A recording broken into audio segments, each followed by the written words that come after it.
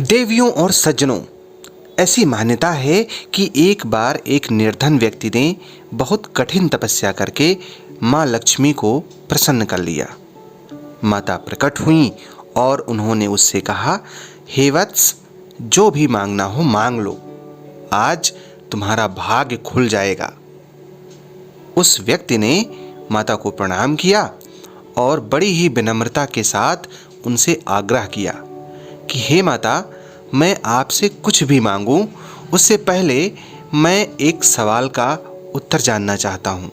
बहुत दिन से मैं ये देख रहा हूं कि हमारे आस पड़ोस में ही, हमारे समाज में ही कुछ ऐसे लोग हैं जो बहुत उत्तम कर्म नहीं भी करते हैं, फिर भी सफलता उनके पीछे पीछे दौड़ती है। वो जहाँ भी हाथ लगाते हैं वहाँ उन्हें सफलता ही मिलती है। वो इतने भाग्यशाली हैं कि धन धान्य से उनका पूरा घर परिवार भरा हुआ है। वहीं कुछ लोग ऐसे भी हैं जो दिन रात कठिन परिश्रम करते हैं, फिर भी ना तो उनको सफलता मिलती है और पूरी जिंदगी उनकी दरिद्रता में ही बीत जाती है। ऐसा क्या है? इसका क्या कारण है? जरा विस्तार से हमें बताइए। माता लक्ष्मी मुस्कुराईं और उन्होंने उस व्यक्ति से कहा, हे पुत्र, इसका कारण बहुत ही साधारण सा है।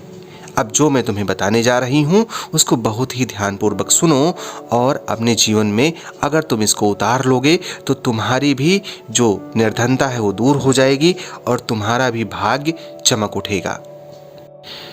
माँ लक्ष्मी ने उस व्यक्ति से बड़े ही सहृदयता से अपनी बातें कहते हुए बताया कि यदि कोई व्यक्ति निर्धन है, अगर उसे अपने दुर्भाग्य को सौभाग्य में बदलना है तो सुबह सवेरे अपना बिस्तर छोड़ने से पहले या फिर रात में सोने से पहले या दिन में जब कभी भी उसे समय मिले 5 लोगों को प्रणाम करना शुरू कर देना चाहिए। व्यक्ति ने पूछा, हे माँ, वे 5 लोग कौन से हैं जिनको हमें प्रणाम करना चाहिए? तनिक विस्तार में हमें उनके बारे में बताइए और किस तरह प्रणाम करना चाहिए यह भी समझाइए, ताकि मैं भी ऐसा करके अपने निर्धनता को वैभव में बदल सकूं, अपने दुर्भाग्य को सौभाग्य में बदल सकूं।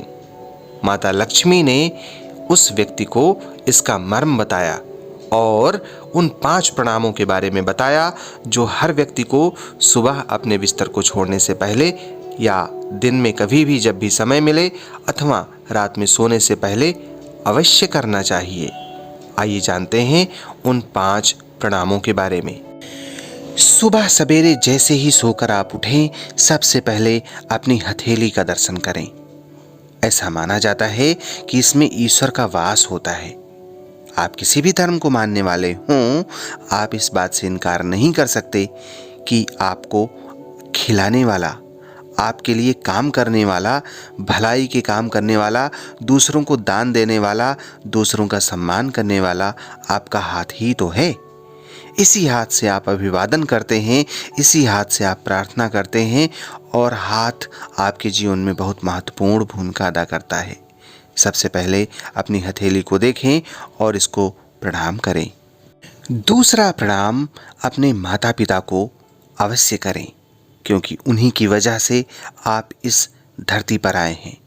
अपने माता पिता को याद करें। अगर वो जीवित हैं तो बहुत अच्छी बात है, उनको आप उनका चरण स्पर्श करके भी प्रणाम कर सकते हैं, लेकिन बिस्तर में से ही अपने मन में प्रणाम अवश्य करें। साथ ही में अपने उन पूर्वजों को भी प्रणाम करें जिनसे आपके माता पिता की उत्पत्ति हुई है। ऐसा करने से उनका आशीर्वाद मिलेगा और उनकी दुआएं आपको मिलेंगी।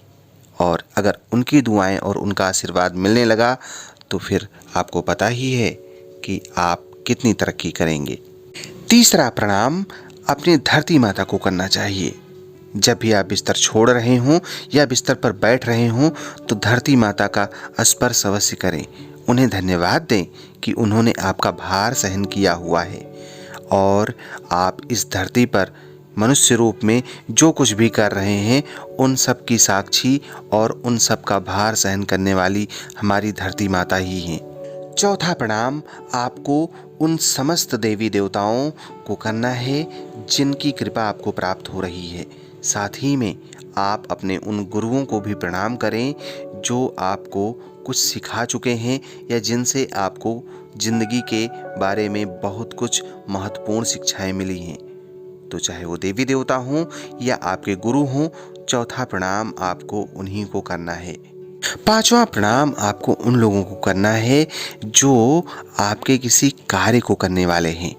कल, परसों या आने वाले दिनों में उनसे कोई काम पड़ने वाला है, या फिर ऐसे लोगों को याद करके उनको प्रणाम करना है जो आपके कार्य में बाधा बनते हैं, आपके दुश्मन हैं या आपसे ईर्ष्या द्वेष रखते हैं और आपके काम को बिगाड़ने में हमेशा तत्पर रहते हैं। उनको याद करिए, उनकी छवि को मन में लाइए और उनको उसी सहृदयता के साथ प्रणाम करिए जैसे आप अपने माता पिता को करते हैं, गुरुजनों को करते हैं, अपने देवी देवताओं को करते हैं। उसी भाव से उनको प्रणाम करिए और आप देखेंगे कि जो अड़ंगा वो पहले आपके कार्य में लगाते थे या जो समय वो आपके कार्य को करने में लेते थे, वह नहीं होगा। अब आपका काम जल्दी से होगा। और कहा भी जाता है कि अगर आप किसी के प्रति सकारात्मक सोचते हैं तो वह भी आपके बारे में सकारात्मक सोचने लगता है। तो एक बार आप आजमा के देखें और आपका काम उनसे अवश्य बनने लगेगा। तो जब भी आप सुबह अपने बिस्तर को छोड़ रहे हों या रात में अपने बिस्तर में सोने के लिए जा रहे हों, इन 5 लोगों को प्रणाम करके तब अपने आगे के कार्य को आगे बढ़ाएं। आपके उज्जवल भविष्य के लिए, आपके उत्तम स्वास्थ्य के लिए, आपके सुख समृद्धि के लिए ढेर सारा प्यार, ढेर सारी शुभकामनाएं, ढेर सारा आशीर्वाद। कमेंट में अपने अपने ईश्वर का नाम जरूर लिखते जाइएगा। आपका भला हो, आप स्वस्थ एवं प्रसन्न रहें। जय श्री राम।